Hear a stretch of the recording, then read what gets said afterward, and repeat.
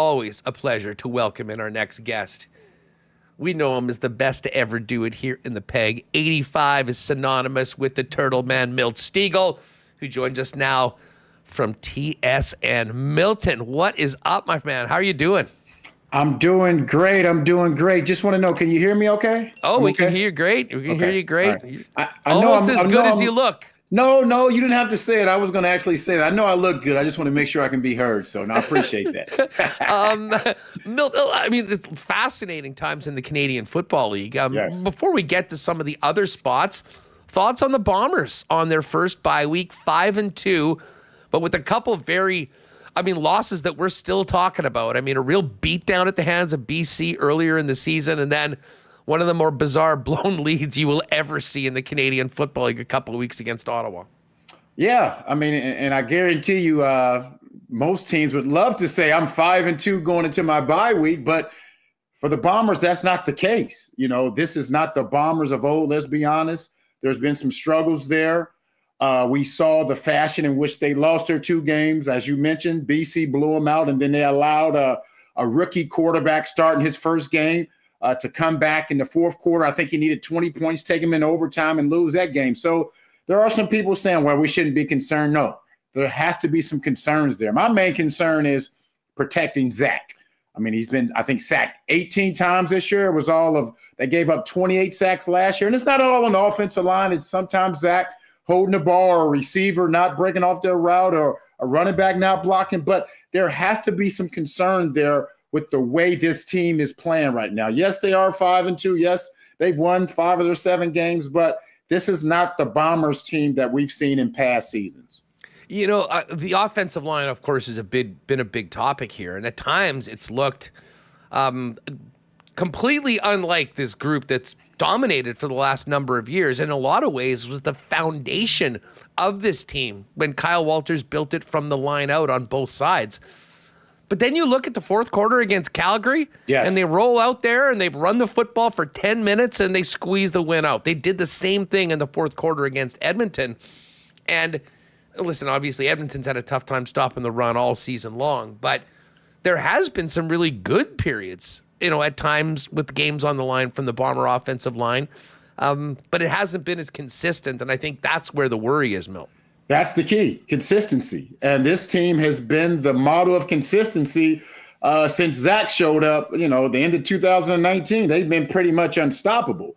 But that has not been the case this year. And teams see that they're vulnerable. In past years, the question would be when they walked on the field, how many points would they win by? And now they walk on the field and against certain teams, and you're saying, are they going to be able to beat this team? So that is the question now. I mean, it's good from a media standpoint, from a fan who's not a Blue Bomber standpoint, because now opposing teams have opportunities of beating the Blue Bombers. They're not the super team that they once were. And it's crazy that we're saying that because they still are 5-2, but that has not been the case for Bombers in past seasons. So I'm sure, Mike O'Shea being the coach he is, Kyle Walters being the GM he is, if they need to make changes, even though they are 5-2, they'll definitely make some changes.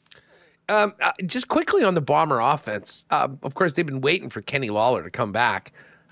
He came back, made a big impact in that game against the Elks. From an offensive standpoint, Milt, how much does Kenny Lawler bring to the table, not just as an outlet for Zach to catch passes, but maybe opening up room for the other guys in the Bomber offense?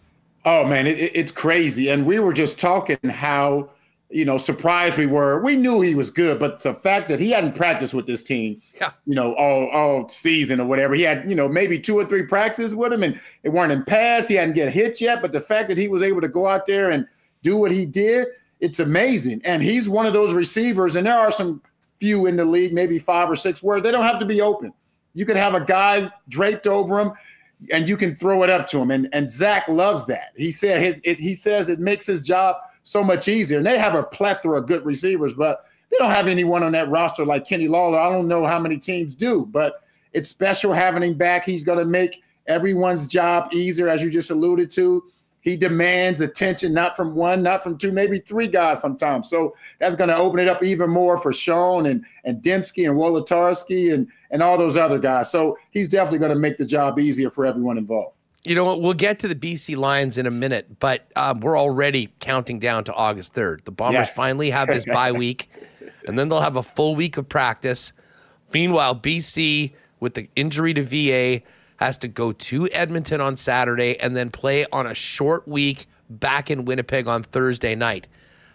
There's a lot of things going in the Bombers' favor for this game, Milt, as far as the schedule goes. But it's pretty clear that I think these guys still remember the butt kicking that they got earlier this year at home, which was kind of shocking considering just how successful they'd been for so long. What do you expect from the Bombers when BC comes to town on the 3rd of August? It's going to be a thriller. It's going to be a classic. As you just alluded to, they definitely remember that. And I'm sure guys like Adam Bighill is really drilling that into his guys. Like, remember what they did to us, especially being a former BC Lion. Remember what they did to us on our home turf? We couldn't score a touchdown. We couldn't stop them from scoring. So it's going to be a battle. It's not going to be an easy task. These BC Lions are special. And it's not just not having Vernon Adams. It's that defense. Ryan, he has that defense. That defense coordinator has that defense rolling. They are playing some great ball. And they didn't miss a step, even though Vernon Adams got hurt. We knew they were going to win that game because of the way that defense is playing.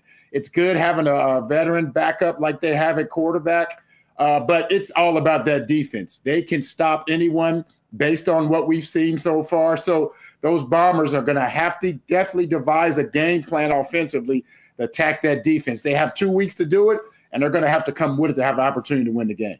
Yeah, I mean, we can we naturally spend more time talking about the quarterback position than any other for obvious reasons. But, I mean, you just nailed it. That team is being led by a defense that, I mean, hell, they came to Winnipeg and gave up 6 points. Another single-digit number on the weekend. And that's a luxury to have when you lose a key player like Vernon Adams. To have a backup like Dane Evans, who looked pretty darn good and sure did a number on the Bombers last year with the Hamilton Tiger Cats, Milt. But, man, that defense and the season that Matthew Betts is having, I mean, borderline historic start. Yes, it's crazy. And he wasn't talked about at all in that game until the final play when he had the walk-off sack, as we call it. But, I mean, he demands a lot of attention, and that's just freeing up for other guys. And that defensive backfield, those guys are playing with confidence. When we were out there for their opening game, Peters, he told me, we're the best defensive backfield in the league. You can tell everybody we said that because that's how we feel, and that's how we're going to play game in and game out. So it's good watching them play. But as you mentioned, that August 3rd game, and I'm sure they're not looking beyond the Elks because the Elks are in a pressure situation because they're trying to break a streak. But I guarantee you everyone is looking forward to that game against the Bombers August 3rd.